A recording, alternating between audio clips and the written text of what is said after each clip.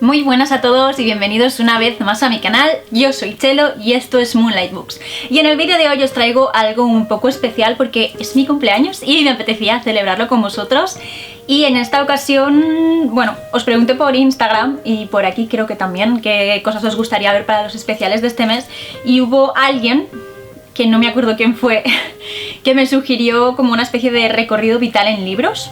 Me pareció una idea muy chula y es lo que he decidido hacer, adaptándolo un poco a lo que me apetece, ¿no? Así que voy a hablaros de 10 libros que me han marcado y creo que me han definido como lectora.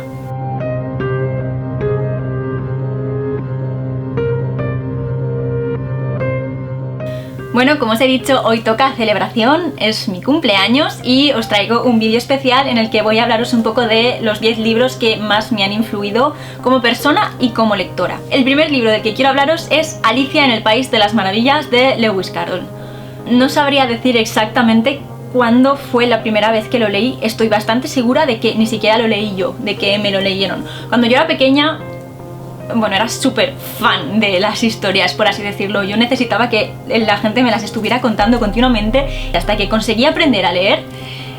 Siempre llevaba un libro en la mano y estaba intentando que alguien me lo leyera. Y quiero recordar que Alicia en el País de las Maravillas fue uno de esos libros que más veces me leyeron cuando era pequeña. De hecho, ahora mismo no sabría deciros cuántas ediciones distintas tengo de Alicia en el País de las Maravillas, porque es que simplemente me encanta. Creo que fue uno de los libros que me introdujo en... bueno, creo que fue uno de los libros que me introdujo en la fantasía, que quizás incluso ayudó a hacer clic, ¿no? Y activar esa parte de mi cerebro que se pasaba continuamente fantaseando con cosas imposibles, impensables, y es desde luego un libro al que le tengo muchísimo cariño. Y ahora que estoy hablando de él, la verdad es que me apetece bastante volver a leerlo y posiblemente os lo traiga aquí al canal. El siguiente libro del que voy a hablaros es Memorias de Idún de Laura Gallego. Y he escogido este libro porque la verdad es que no recuerdo libros anteriores, o sea, recuerdo libros que me tenía que leer por el colegio y tal, pero no recuerdo un libro anterior a Memorias de Idún que me marcara de esa forma. O sea, Memorias de Idún fue el libro, o la saga en este caso, la trilogía, que me hizo meterme ya como preadolescente quizás en el mundo de la lectura y en el mundo de la fantasía. Fue a raíz de Memorias de Idún que yo me volví una lectora ávida, a pesar de que siempre había leído, pero fue Memorias de Idún la que, no sé, me abrió el amor a los libros, por así decirlo. Tengo que decir también que el último libro de la trilogía ni siquiera fui capaz de acabarlo. El primero es brillante, el segundo está muy bien y el tercero hizo así. Siempre he sido muy crítica con esas cosas desde muy pequeña, pero de todas formas le tengo un cariño especial. Tengo los libros todavía guardados, los conservo como paño en oro y sin embargo me da muchísimo miedo volver a releerlos y creo que es algo que no voy a hacer nunca porque creo que con los años es una historia que he ido idealizando claramente y creo que podría llevarme un batacazo. Así que vamos a dejar Memorias de Idún en un podio imaginario y no tocarlo nunca más porque, bueno, no me gustaría llevarme un chasco.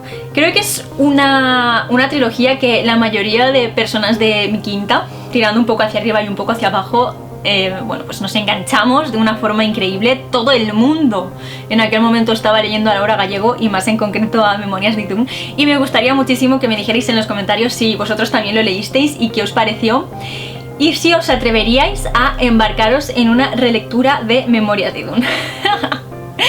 El tercer libro del que voy a hablaros es La Isla del Tesoro de Robert Louis Stevenson. Este libro creo que es, de todos los que os voy a mencionar, el más importante para mí. Yo me acuerdo perfectamente que mi abuelo estaba suscrito a Círculo de Lectores y tenía una estantería muy grande en la que habían, pues no, los libros que editaban en ese momento que no eran muy vistosos, la verdad. A mí me encantaba pues ir sacándolos, mirando, ojear un poco, y en una de esas saqué La Isla del Tesoro, de esa edición.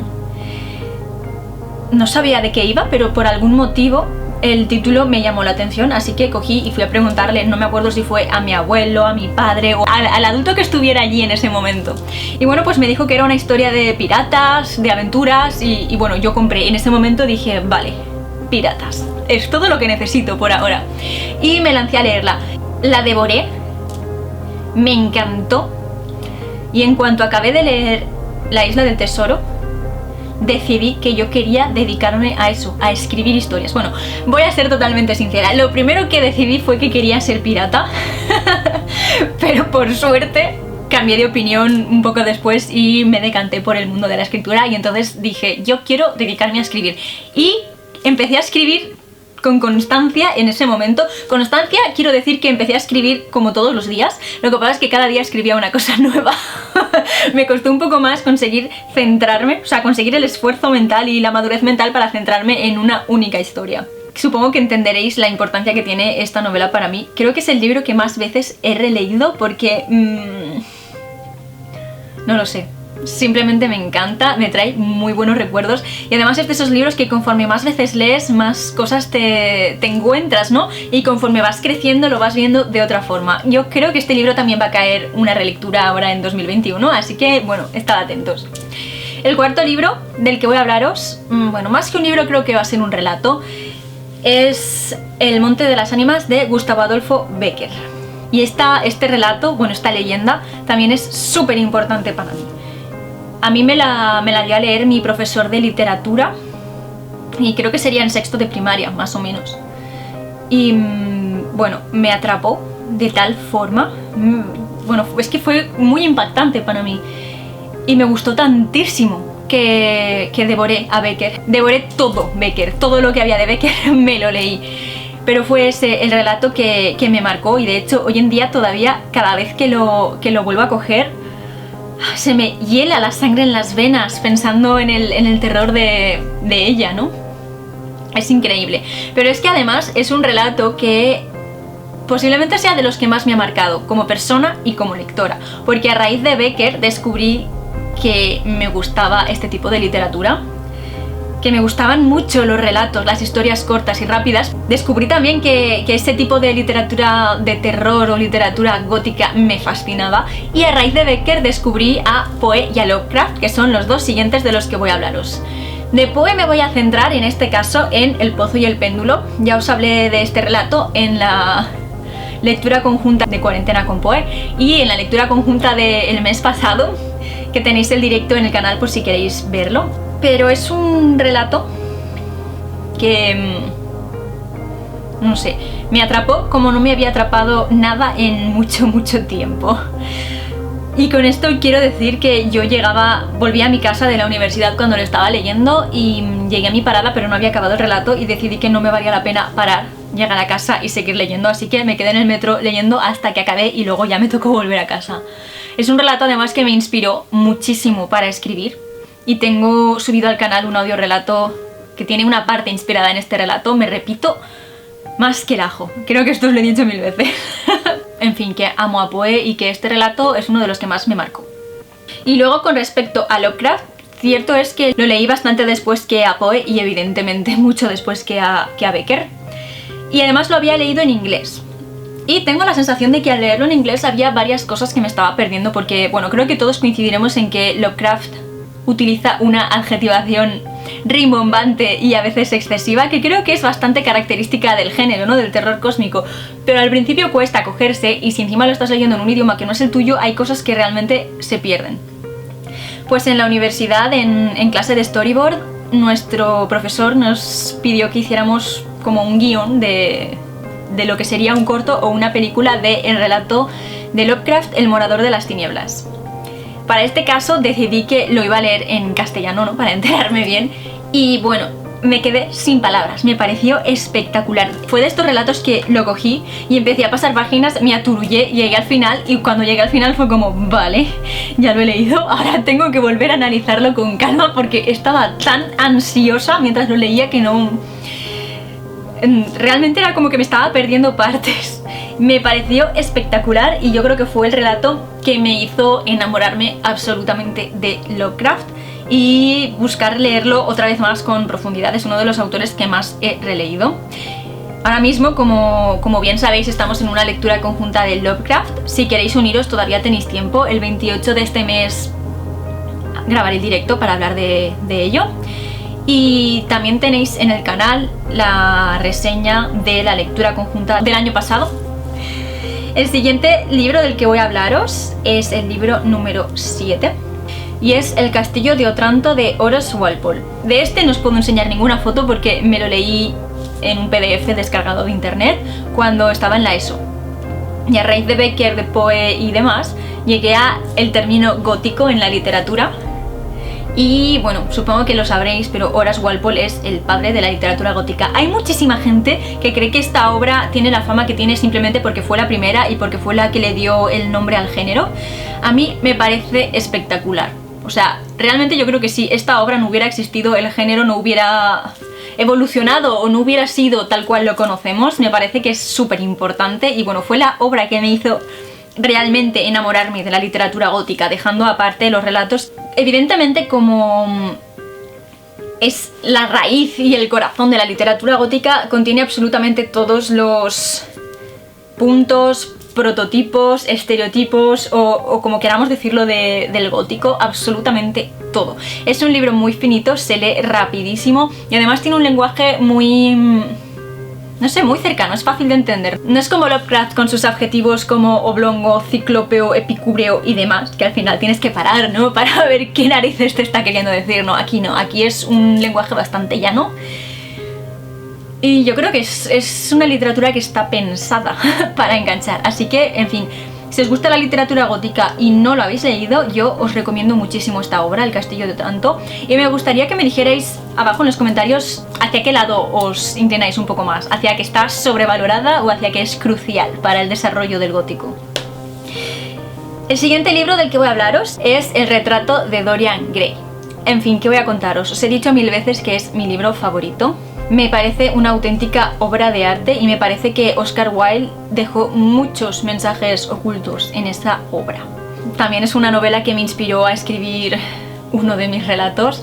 Además creo que es de los que estoy más orgullosa. Fue terminar el libro por primera vez, cerrarlo, abrir el ordenador y ponerme a escribir. O sea, fue algo mágico. Me encanta cuando un libro consigue inspirarme de esa forma. La reseña de Dorian Gray también la tenéis en el canal, os la dejaré arriba. No voy a hablaros ahora mismo del libro porque podría tirarme horas y no es el propósito de este vídeo.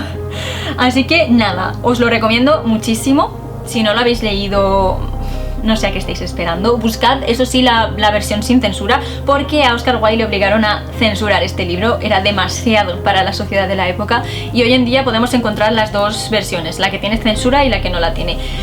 Yo de momento sé que Reino de Cordelia, y estoy segura al 100%, tiene la versión sin censura. Si me preguntáis por otras editoriales, la verdad es que no lo sé, así que os recomendaría que o cogierais el de Reino de Cordelia o preguntaréis directamente por Instagram a la propia editorial.